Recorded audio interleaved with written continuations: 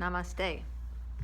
So today we're going to do some more standing balances, which are Warrior 3 and Arda Chandrasana, which is half moon pose, and then revolved half moon. Very steady. And what catches people up here is that they try to bend from the chest. And if we think a little bit about our anatomy, in that the thigh bone is a ball socket and the hip is a cup, and we're trying to let the hip roll around over the ball socket. So we've got lots of tight muscles around this area, but if we can kind of visualize a ball and a cup, it will help us to create some movement. So what we're going to start out first of all is just to demonstrate, because they are balancing postures. Carrie's going to turn around and face the wall, and we're going to simulate the shape of Warrior 3 pose by, she's going to stand on her left leg, right leg, and then she's going to take her opposite leg up onto the wall. And then her arms come overhead.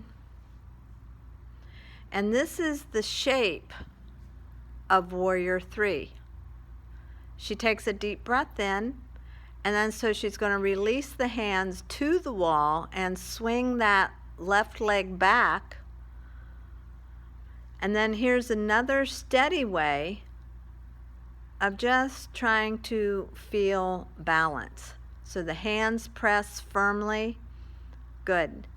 Leg lifts from the inner thigh. Hips, if you can feel the evenness, so most likely the right hip would have to move up, the left hip move down. She's pretty good there. And then so she's going to take a breath in, extend her arms overhead again, lower the left leg down, take the right leg to the wall, demonstrating this simulating appearance of that extension. So in our mind's eye, the brain begins to understand the posture. The navel, to help create the strength, the navel pulls in. There's a zippering effect that comes from the pubis to the navel. Good. And then on another breath, inhale and exhale, float the arms down to the wall, swing the leg back so you can see that pivot action that happens when the pelvis, when the cup rolls over the ball joint. But just keep that in mind, because the issues with our hamstrings, our quads, our shoulders, lots of issues can come up. But this is the action we're going for. And then inhale to come up. And she's going to turn it around. And we're going to do it in the opposite way. So she's going to stand on her right leg, inhaling her arms up overhead, and then bending forward, reaching the arms out and the leg back. So now the foot comes onto the wall. She's going to try to find her distance. Foot comes onto the wall, so where it's even with the hips, and then the arms reach straight out in front.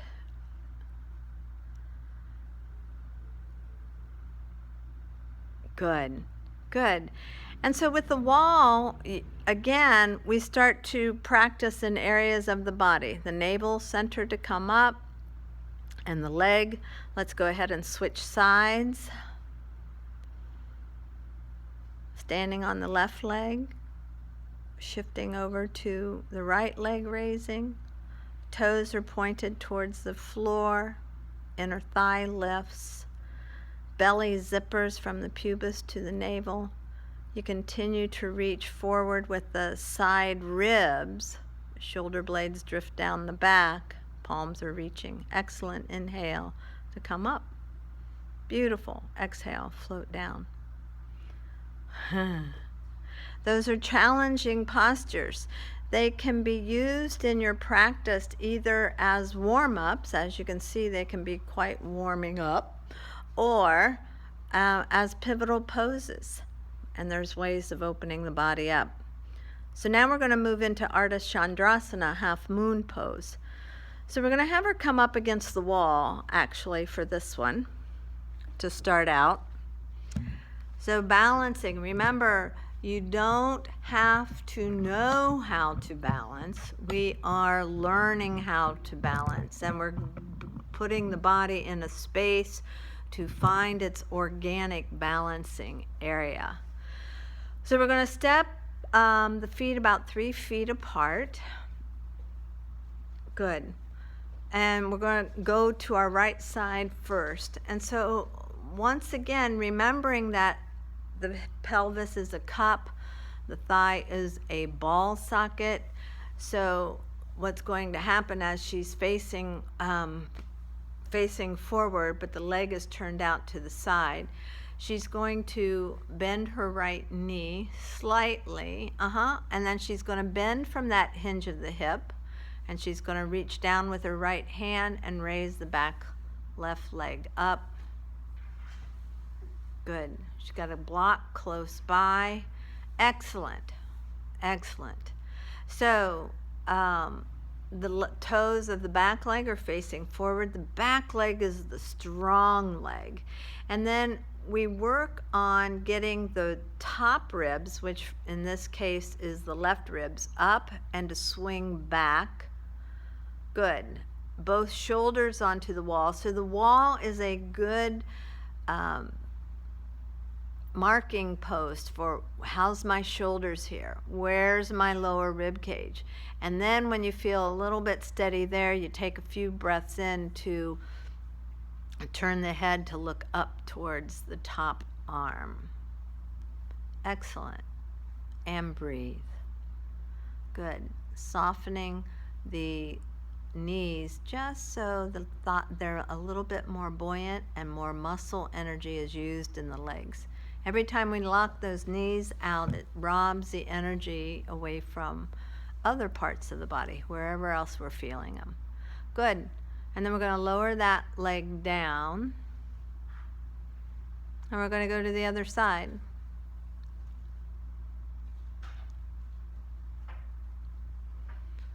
So the feet aren't as wide apart, but we just bend that front leg knee. Toes are pointing forward. So just so we can start to shift our weight in order to raise the back leg. And you can see she's bending from that hip.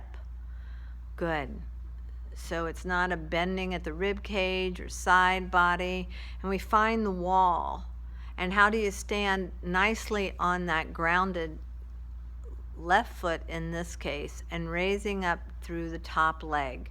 And let that top leg reach in the opposite direction from the head, softening the knees so the pelvis will soften as well and be a little more movable.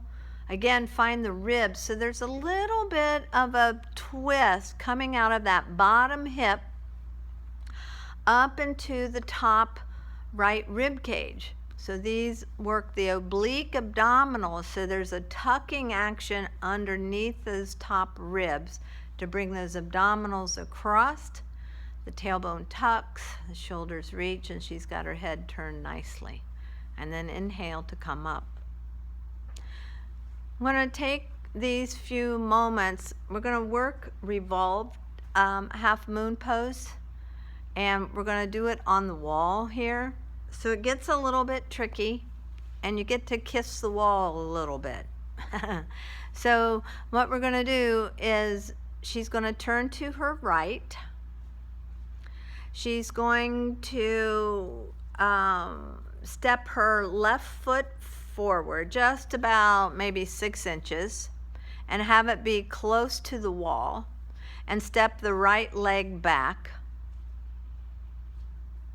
Good. And then she's going to bend forward once again from the hinge of her hips, and she's going to take her left hand onto the block out in front of her foot, which is about 3.5 feet, so your left arm. There you go. And then she's going to pick up the back right leg. The right hand is going to come onto the wall, and she's going to turn to face into the wall. Oh, I did that wrong, didn't I? Sorry, I did that wrong. Okay, inhale to come down. So she's going to step forward. She's just going to switch feet. She was trying to tell me. I thought maybe you had a different plan. I know. Okay. So now she's going to come down. So the right foot's forward, left foot's back. Now her left arm's going to come over or out in front. Yes. Now she's going to pick the back leg up. Good. And you see she's creating equal distance from the hip to the leg and then from that hip to the shoulders. So the hip and that standing leg becomes the dividing rod for the upper and lower body. And both legs are equally reaching. Excellent. Inhale to come down. You want to try the other side.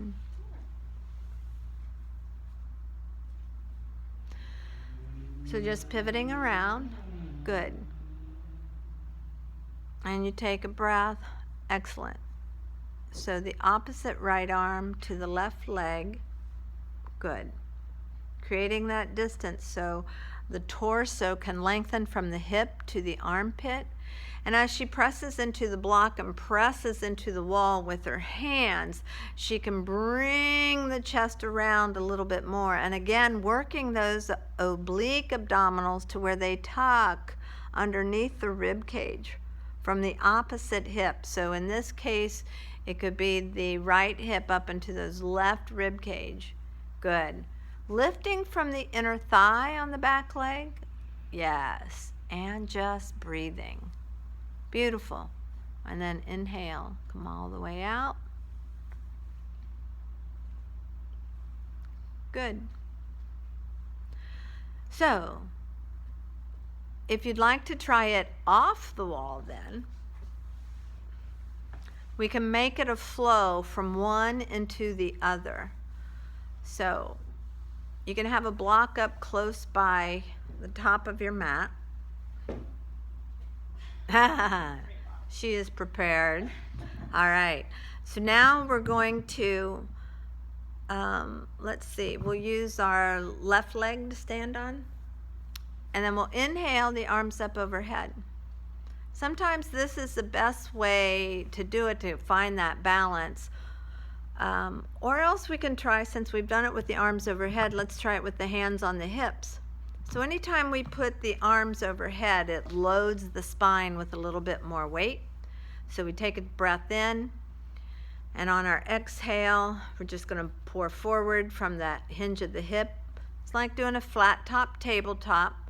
Without the arms overhead, it creates less weight up top for the body to carry, for the spine to carry. Good. Belly zippers. Excellent.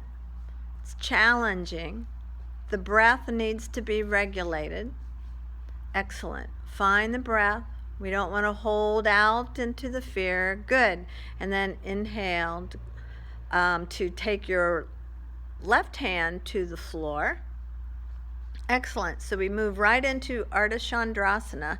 So then it becomes a movement of the pelvis, that cup over the ball socket, just to bring the hips up. The right hip comes up, the right hip comes up. Beautiful. And then the right arm. Excellent. Zipper from the navel, from the inner thigh, elevates. She's doing a beautiful job. Breathing. Take another breath in. Bend the front knee and step on out.